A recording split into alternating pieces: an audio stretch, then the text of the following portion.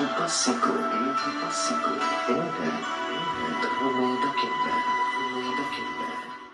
Namo tassa bhagavato arahato samma sambuddhassa Mata pita disa buddha acharya dakkina disa puttadhara disa pacchamitta maccaca uttarati වාසනාවන්ත සත්පුරුෂ පින්තුනි හැම දිනාටම උදා වූ දවස වාසනාවන්ත පින්වන්ත දවසක් වේවා කියා හැම දිනාටම අද මේ හිමිදිරි උදෑසන ප්‍රාර්ථනා කරනවා.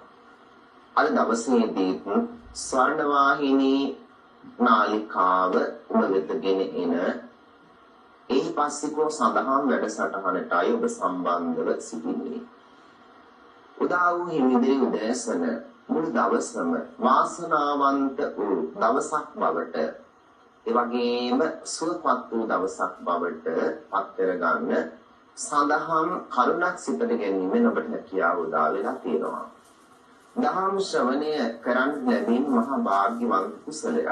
දවස ආරම්භයේම හොඳ සිතවිල්ලකින් මුළු දවසම ආරම්භ කරනකොට බලන්න වටිනාම වූ දහමක් කාන්තිමත් ලෝකුරු බුදුරජාණන් වහන්සේගේ ධර්මය ඒ ධර්මයේ ගුණ බලයෙන් සුවපත් ජීවිත බවට පත් කර ගන්නටත් මුළු දවසම වාසනාවන්ත දවසක් බවට පත් කර ගන්නටත් ඔබට හැකියාව උදා වෙනවා. සමාජයේ අපි කටයුතු කරනකොට පිනතුනේ අපිට දකින්න ලැබෙනවා විවිධාකාර විවිධ මිනිසුන්ගේ ක්‍රියාකාරකම් දකින්නට ලැබෙනවා. මුළු මහත් සමාජයේම පැවැත්ම පිනතුනේ යුතුයකම් සුරක්ෂිත කරන මානව සම්බන්ධතා තුලින්ම පෙළගිරලා තියෙන්නේ. නමුත් සමාජයේ ලොකු කුඩා ඒ වගේම වැඩි මහලු සෑම කෙනෙක්ම අරගෙන බලද්දි පිනතුනේ මේ කියන යුතුයකම් මොනවද වගකීම් මොනවද කියන කාරණා පිළිබඳව කිසිම ආකාරයක තැකීමක් කරන්න නැති බවක් පෙනී යනවා. ඉතින් මේ විදිහට කිසිම තැකීමක් කිසිම ආකාරයක උනන්දුවක් දක්වන්නේ නැහැ. ඒ තුල හරීම ආත්මාර්ථකාමී සමාජයක් නිර්මාණය වෙලා තියෙනවා.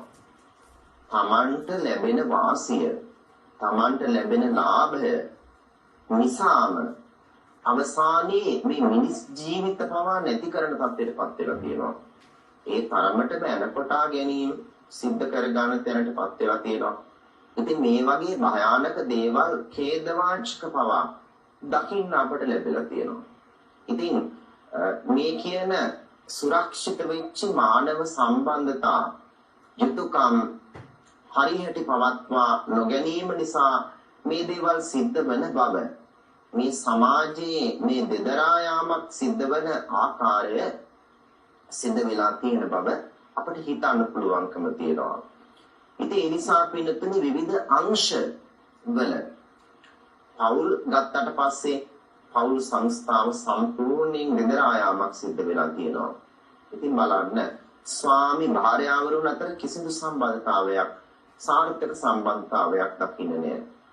ස්වාමියා වැඩ කටයුතු කරනකොට ස්වාමියා වැඩ කරන භාර්යාවට හොරෙන් වැඩ කරනවා. ඒ වගේම භාර්යාව වැඩ කටයුතු කරනකොට ස්වාමියාට හොරෙන් වැඩ කරනවා.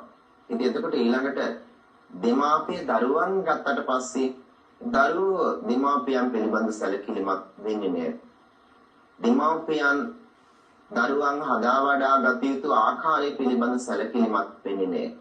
එතකොට දරුවෝ දෙමාපියන්ට හොරෙන් වැඩ කරනවා. මේ සාර්ථක දරුවන් බවට කොහොමද මේ දරුවෝ හදා වඩා ගන්නේ කියලා කිසිම උනන්දුවක් නැති දෙමාපියෝ ඉන්නවා. ඔය කියන විදිහට ඒ සම්බන්ධතා ජාලය කඩා බිඳ වැටීමක් වර්තමාන සමාජයේ වෙනකොට දකින්න තියෙනවා. ඉතින් ස්වාමීන් වහන්සේලා පැවිදි උතුමන් කියන්නේ කවුද කියන එක, මේ සිවුරට ගරු කරන්නේ කොහොමද කියන එක බොහෝ අය අමතක කරලා තියෙනවා. ඒ සියලු දේවල් මිලට මුදලට තීරණය වෙන තැනට අද වර්තමානයේපත් වෙලා තියෙනවා.